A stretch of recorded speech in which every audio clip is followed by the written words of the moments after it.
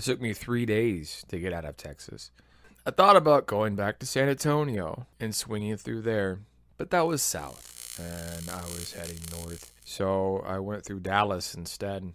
And then I went to Six Flags, which was interesting. I made myself go on 4 different roller coasters because I was always so scared to do that sort of thing when I was a kid.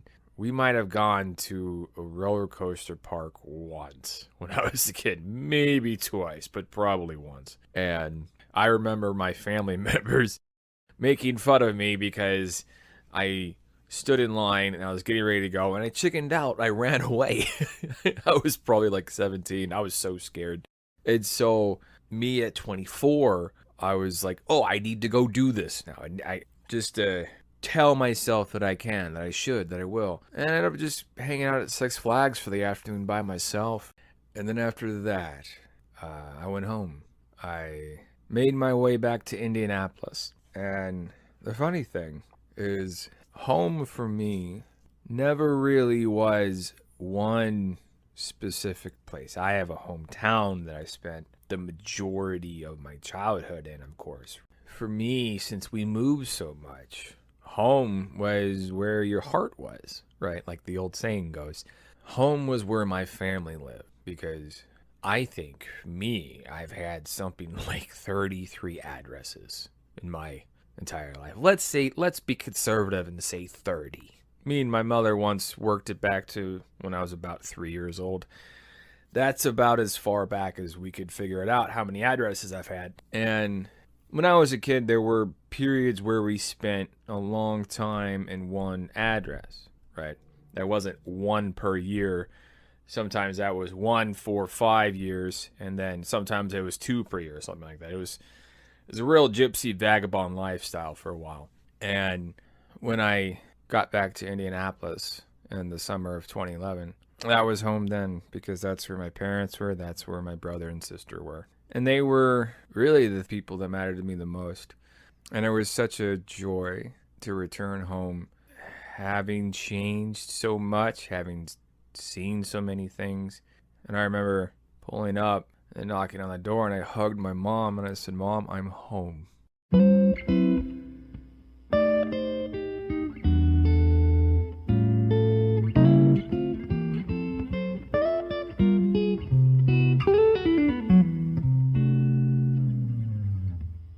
In 2011, I had this free ride to college. Like at the time, like I was living off the GI Bill and grant money, and I picked the cheapest school I could get in that was fully accredited because as a veteran, you kind of know how many places and people and things are trying to get that sweet, sweet government cheese out of you because you have all these education benefits. And the community college in Indiana was designed to transfer out to any 4-year university. And it was a 2-year program, right? It was 60 credit hours. And I thought, oh, I can bite this off in smaller chunks. I can get this done a piece at a time. And if I flunk out and got to pay the money back, community college was not that expensive. So I wouldn't be out tens of thousands of dollars for a thing I didn't finish. Because in my generation of, students, of people, student loan debt has crippled millions. And I knew if I could limit my exposure to that particular pitfall, then I had a better chance of not falling into it, right? Which it worked. I didn't have to take any student loans. And I got my first apartment a few months after I got home. I really enjoyed living with my parents, but I was a grown man. And I was kind of used to not asking my parents' permission to do things at that point. And I'm like, I love you guys, but I'm going to get an apartment now. And it was right across the street from the college, right? Not like a dorm, right? But there was this apartment complex. And I stayed there for my first year of school. And the building had a bit of a mouse problem. One might call it infested because I kept finding them all throughout the apartment. They kept eating my bread. And so I ended up killing 3 mice. And they left their bodies next to a mouse hole to send a message. And the mice kept coming back. And so then I declared war. after that. And I called it Operation Apartment Freedom. And I had like this big whiteboard, right? And I had like a tally going of how many kills I had. And yeah, my cousin came over and he saw the whiteboard and he's like, "You all right? Like, are you good, or do you need like to talk to someone?" I'm like, "No, I'm fine. I'm winning. I've killed 18 mice so far. You can tell from the count I'm keeping on my whiteboard in my kitchen." And toward the end, I had traps strategically placed all around the apartment, right? I had steel wool in each mouse hole I could find. I had poison positioned in where I knew high traffic areas were, right? I was fighting a counterinsurgency campaign against the mice that were infesting my apartment. And then when the exterminator gets there, he's like, "Bro, you have too much like stuff here. You have too many traps. You have too much poison in this apartment." And I was like, "I don't know what you mean." And he says, "The mice are so scared of this sort of saw death maze of pain and poison you have in here that they're not going to take the poison and bring it back to the nest to kill the nest." I'm like, "Oh, so I've won." Right? I defeated the insurgents. And they're like, "No, you need to let them take the poison, right? And take it to the babies." And I'm like, "Well, that's much less fun than killing them as they come and keeping the world safe for American democracy." And my neighbor owed money to heroin dealers, right? Which, I mean, I knew the guy was like a dopehead because he tried borrowing stuff off me before, and I was like, "No, thank you." And I just remember somebody went in his apartment and beat the crap out of him and took all of his shit because he owed a lot of money, which, to be honest, is a fucking horrific thing to listen to from the apartment next door. And I moved out shortly after that because, I'm not trying to be involved, man. Like, I'm just trying to, go to school for free and meet girls. Like, I'm not trying to fight heroin dealers. This isn't the trailer park. Come on. And the interesting thing I found out as community college went on was how temporary all the relationships were. But that reminded me so much of the military as well, because at the community college you might have someone who's a friend for a semester, maybe two.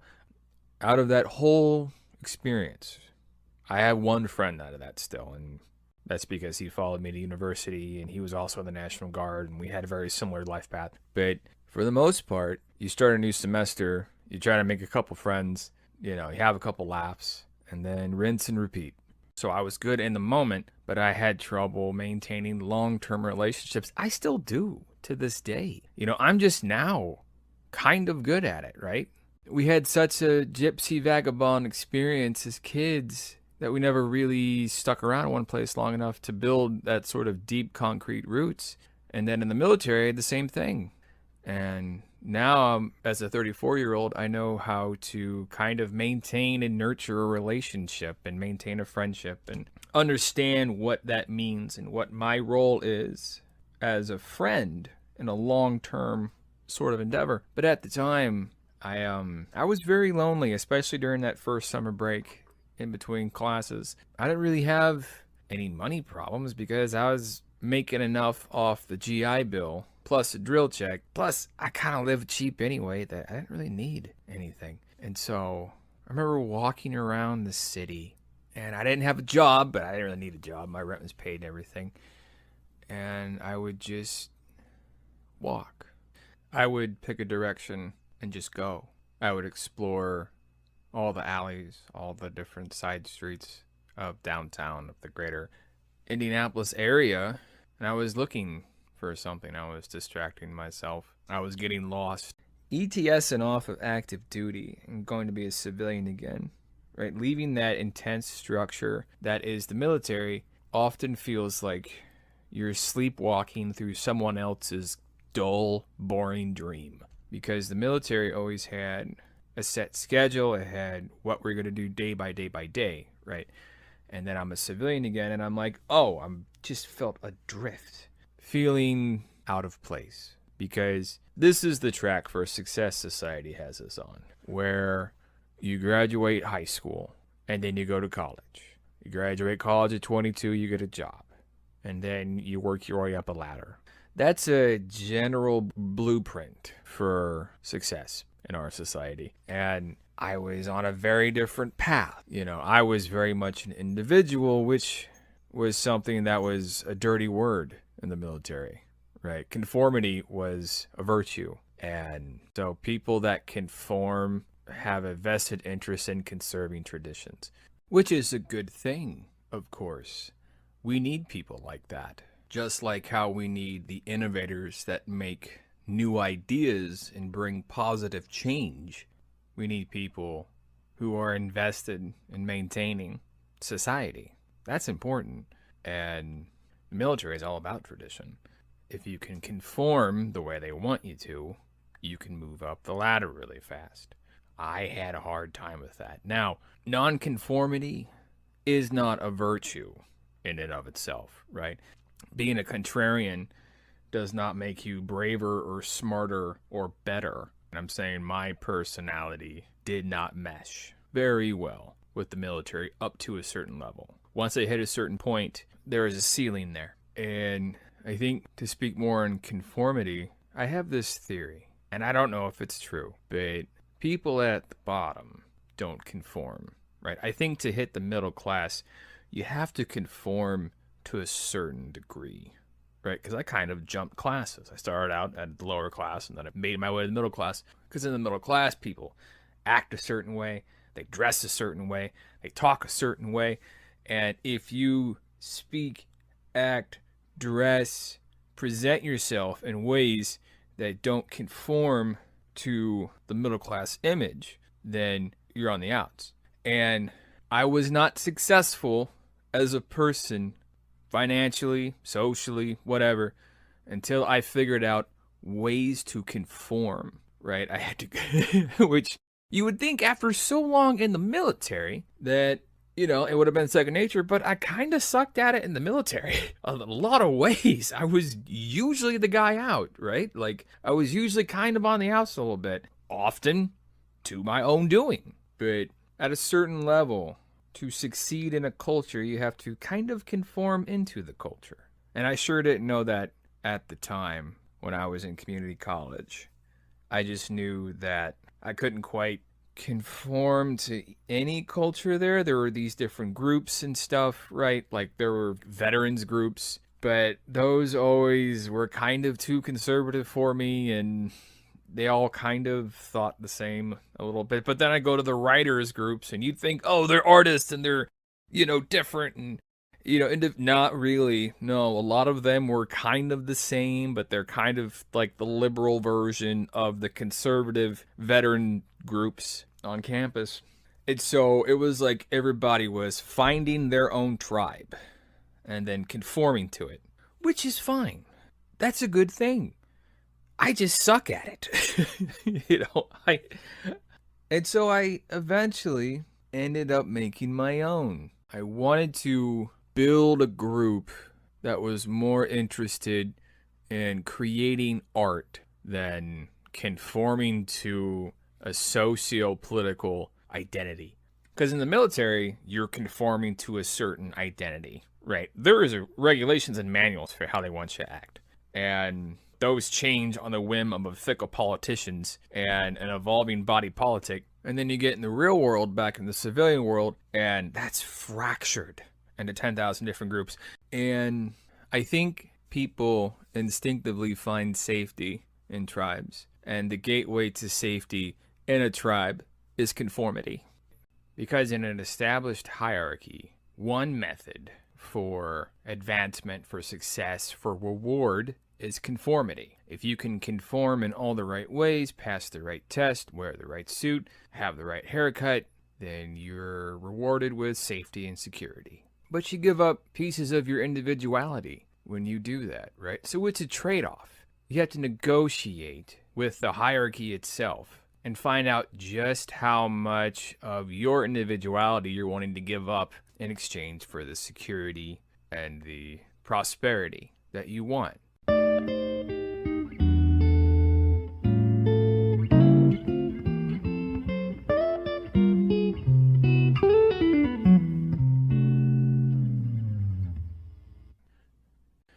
I remember My final summer in community college, I had this apartment downtown, and there was this bar across the street that was called the Thirsty Scholar. And I made friends with a lot of the girls that worked there, and they would invite me up top of the building for roof parties.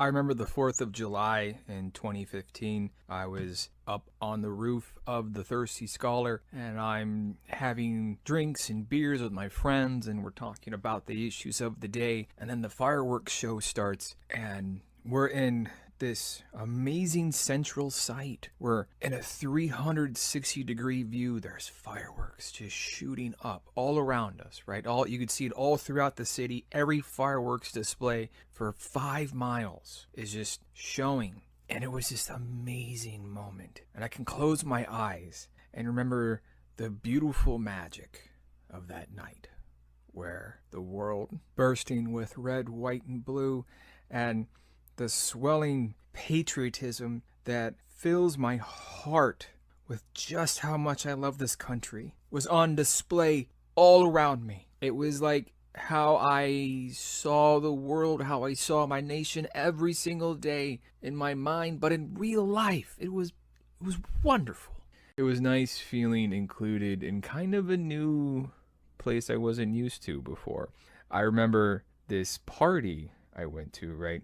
We were all just hanging out at this table, and I'm talking to this guy, and he's from the Ukrainian army, and this kid is gay as the brightest rainbow in San Francisco. But we had a 45-minute discussion on the benefits and drawbacks of the AR-15 assault rifle versus the AK-47 because he was telling me of all these like things that happened and all this crazy combat he saw. And then he went to Midwestern America, right? He came to the States, and he just wanted to march in a pride parade and advocate for gay rights and all sorts of stuff. And this friend of mine calls me, and she's like, there's terrorist threats for downtown, and they're saying that the terrorists are going to attack. And then I was like, oh, I'll just go find the Ukrainian guy, right? We'll take care of business. It'll be fine. I talked a good game, but I've never done anything close to that. But sometimes with enough bravado, you can make yourself believe you can do anything, so then you can actually do it. That's half of winning life, is just pretending that you're confident enough to actually pull something off. And then over the summer, I just spent the whole summer writing and publishing books. Although the fall began in kind of a lousy way.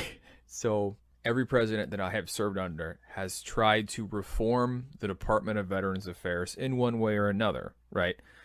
Can't fault them for it. You know, that's easy votes, and it's not a bad thing to do. However, when the president was wanting to expedite disability claims for veterans, they actually ended up pulling people off of the school benefits side of the house, right? So I was expecting a GI Bill check, I want to say like August, right, to pay my rent. And then they're like, yeah, we're so far behind. You're not getting anything. And I went, well, shit. And I was broke.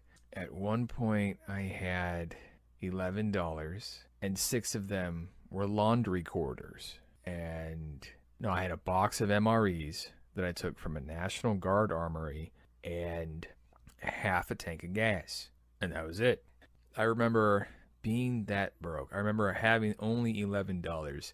And then I I went I got a royalty check from Amazon for $7, right? And so I took that $7 and went down to that McDonald's where they wheeled that dead crackhead out of the bathroom, and I bought a Big Mac with fries and a Coke because I was broke. And so with the delays in the GI Bill payment, I reached out to a friend, a very kind old army buddy of mine who was stationed in Korea at the time. And I was telling him my problems, and I said, I'm so broke and I don't know what I'm going to do. And he said, oh, well, how much do you need? And then I said, oh, well, X amount of dollars would fix most of my problems. And he PayPal'd it over first thing, right? And I'm not going to name him, but if you're listening to this, and I think you are, I think you subscribe to the podcast, thank you. You really, really helped me out of a jam. And after that, things settled. I went into my final semester of community college. Right, it was fall of 15, and I had one more semester left to graduate. And at this point, I had figured out, oh, there's this thing called a general studies major, right? Where if you just have like 60 credits, half of them are electives, you too can graduate community college. And so I basically just cobbled together enough credits to where, oh, I just need one more semester of school. And I made new friends, like I did every semester. I had some old friends carry over. And I remember graduation. It was December of 2015, and we all were going to go see Star Wars The Force Awakens right after graduation. That was the big plan. And I remember walking across that stage, and I shook the mayor's hand because he was the guy that was our guest speaker at the community college. And I remember feeling this sense of achievement. And I remember thinking back to that overwhelmed kid who didn't know how to focus, who didn't know how to achieve when he was so anxious and stressed out, thinking, oh, college is for smart people that have money, not for me, right? And I felt like such a loser back then, but standing across that stage, walking across, I knew I was a winner because no one forced me to do it, right? I figured out how to do it on my own. And it took me 4 years to graduate a 2-year program, but that's okay because I did. And I proved to myself that I didn't need anyone else structuring the thing for me, that I was such a winner I could do it on my own. And that was something I didn't know until then. The piece of paper showed it to me, and that's why it hangs on my wall in my office to this day. And I would go on to a 4-year university, right? I'd go on to the local public 4-year college, and then I would finish up a bachelor's degree, and I'd go on and get married and become the man I always wanted to be. I got to be the guy I always wanted. I can't ask for more. Anyway, that's all for me today. Thanks for listening.